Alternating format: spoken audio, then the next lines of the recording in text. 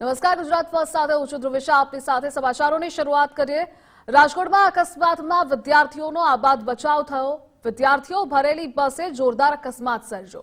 Innovative સ્કૂલની બસે રસ્તા પર કહેર મચાવ્યો। સ્કૂલ બસે અકસ્માત સર્જતા વિદ્યાર્થીઓ ઇજાગ્રસ્ત થયા। કલાવર રોડ પર કણકોટના પાટિયા પાસેનો આ બનાવ છે। વિદ્યાર્થીઓ અને શિક્ષકો ઇજાગ્રસ્ત થતા સારવાર માટે ખસેડવામાં આવ્યા છે। પાર્કિંગમાં રહેલા ટુ વ્હીલર અને ફૂલ વહેંચતી મહિલાને પણ અડફેટે લીધી। અહીં સ્પીડ બ્રેકર ન હોવાથી અવારનવાર અકસ્માત થાય છે। સ્પીડ બ્રેકર માટે સ્થાનિકો અનેક વખત રજૂઆત પણ કરી ચૂક્યા છે।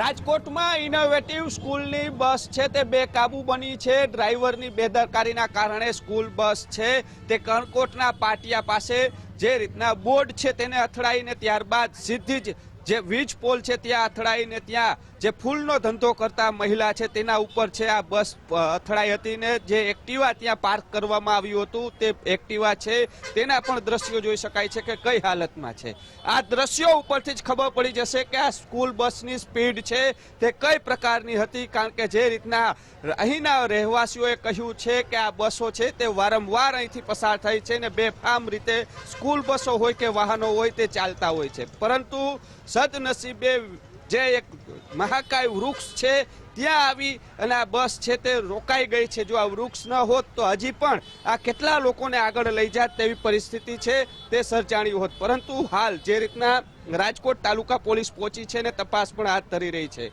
બીજી બાજુ જે રીતના સમાચાર મળ્યા છે કે અહીં સ્કૂલ બસની અંદર જે લોકો હતા તેમાંથી અમુક લોકો ઇજાગ્રસ્ત પણ થયા છે। આ જોઈ શકાય છે કે કઈ રીતની પરિસ્થિતિ છે। જે આ સ્કૂલ બસની અંદરના દ્રશ્યો છે કે આખી જે ફ્રેમ છે તે તૂટી ગઈ છે, એટલે કેટલી સ્પીડ હશે આના ઉપરથી જ અંદાજો આવી જશે।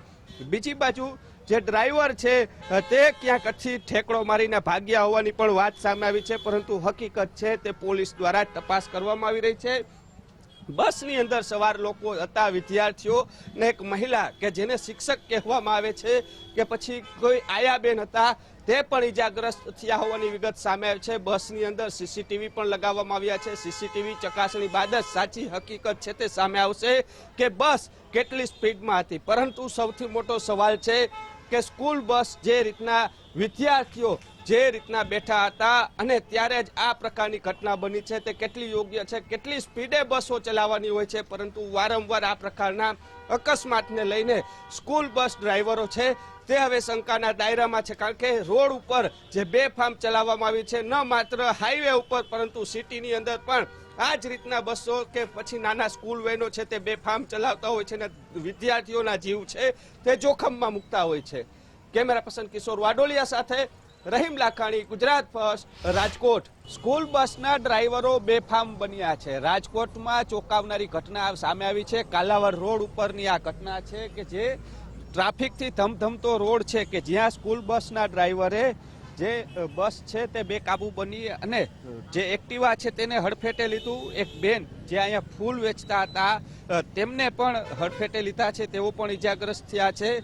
આ દાદા રોજ અહીંયા બેઠા હોય છે, પરંતુ આજે અહીં ઉભા બેઠા નથી ને સદનસીબે તેમનો। દાદા શું કહેશો, કેવી સ્પીડ હતી? ફૂલ હોય હો હતી, આવી ગઈ, કેવો અવાજ, કેવો થાંભલો હતો, થાંભલો અહીંયા હતો અને ત્યાંથી અહીંયા આવી ગયો, અહીંયા આવી ગયો, અહીંયા થાંભલો ડિક્શન ત્યાં પડી હું નહોતો, ફૂલે જ આવ્યો હતો। આ બેન ફૂલ વેચતા હતા, ઓલા બેન ઉભા છે એને આપણે બેન પાસે જઈએ, તેઓનું શું કેવું છે, કેવી ઘટના બની હતી, શું આખી ઘટના છે, કારણ કે જે રીતના કણકોટ પાસે અકસ્માત સર્જાયું। બેન તમે શું કરતા હતા? હું અહીંયા ફૂલ વેચતી હતી અને આમથી સ્કૂલ બસ આવી અને છૂટે છૂટ આવીને હું થાંભલા આગળ ઉભી હતી, ન્યાન પડી ગઈ।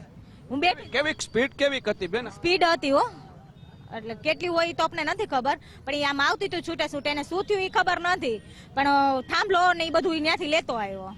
છોકરાઓ હતા? હા, સ્કૂલના છોકરા બધા હતા, એક ટીચર હતા અને ડ્રાઈવર હતો। છોકરાઓને થોડું ઘણું લાગ્યું છે અને મેડમનો પગ ભાંગ્યો હોય એવી ખબર છે, હવે બિચારા એ તો ખબર નથી, એ બેભાન પડ્યા હતા। બેભાન પડ્યા? હા। જયારે બસ આવી ત્યારે અવાજ કેવો આવ્યો? આમ થાંભલો તો આગળ હતો કે અહીંયા જ? ના, થાંભલો આગળ ઠેઠ આપણે સિટી બસ ઉભી રહી છે ને ત્યાં ઠેઠ થાંભલો હતો, એટલે અવાજ જોરદાર આવ્યો હતો। અમારા એક માજી વી ગયા હતા અહીંયા, સ્પીડ બ્રેકર નથી એટલે હવે જો ઓલાએ રાતોરાત સ્પીડ બ્રેકર ને બની ગયા, અહીંયા 20 વર્ષથી અમે કઈ સ્પીડ બ્રેકર બનાવતા નથી. એનું કારણ શું હશે કે અહીંયા નબળા માણસો રહીએ છે એટલે? ના 20 વર્ષથી આ રજૂઆત છે, આ લોકોનો આક્રોશ છે કે જો આજે સ્પીડ બ્રેકર હોત તો આજે આ ઘટના ન બની હોત. આ થાંભલો હું તમને દેખાડીશ કે ક્યાંથી લઈ આવવામાં આવ્યો છે. સ્કૂલ બસ ના ડ્રાઈવરો છે તે જે રીતના કહી શકાય, અને અંદર કેમેરો પણ છે, એટલે આપણે સ્પીડ શું છે તે પણ અંદાજો આવી જશે. કદાચ કેટલી સ્પીડે હલાવતા હશે. જે સ્કૂલ બસના ડ્રાઈવરો છે તે બેફામ બન્યા છે. અગાઉ પણ એક બસ ચાલકે છેડતીની પણ વાત કરી હતી તેવી વાત આવે છે. આ થાંભલાની જો વાત કરીએ તો આ થાંભલો અહીંયા હતો. હું દ્રશ્યો બતાવીશ કે આ વીજ પોલ છે તે અહીં હતો ને અહીંથી આખો વીજ પોલ ઉખેડી અને આગળ લઈ ગયા છે. ને હાલ જે રીતના અકસ્માતની ઘટના બની છે, ટ્રાફિક જામના દ્રશ્યો જોવા મળે છે. આગળ કણકોટનું પાટિયું, એટલે કે આ થાંભલો ઉડાડ્યો એ પહેલા અહીંથી પણ જે બસ છે આની ઉપરથી પસાર થઈ હશે. આ દ્રશ્યો જોઈ શકાય છે.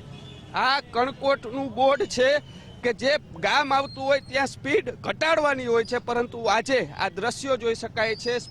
સ્કૂલ બસ છે તે બેફામ ચાલતી હોય છે ને તેના કારણે અકસ્માત સર્જાણા છે. જે રીતના અત્યારે વાત કરીએ તો વિદ્યાર્થીઓ અને શિક્ષક જે અંદર હતા તે પણ ઈજાગ્રસ્ત થયાઓની વિગત સામે આવી છે. એટલે કહી શકાય કે બેફામ ચાલતી સ્કૂલો બસ સામે ક્યારે કાર્યવાહી થશે તે સૌથી મોટો સવાલ ઉત્પન્ન થઈ રહ્યો છે. કેમેરા પર્સન કિશોર વાડોલિયા સાથે રહીમ લાખાણી, ગુજરાત ફર્સ્ટ, રાજકોટ.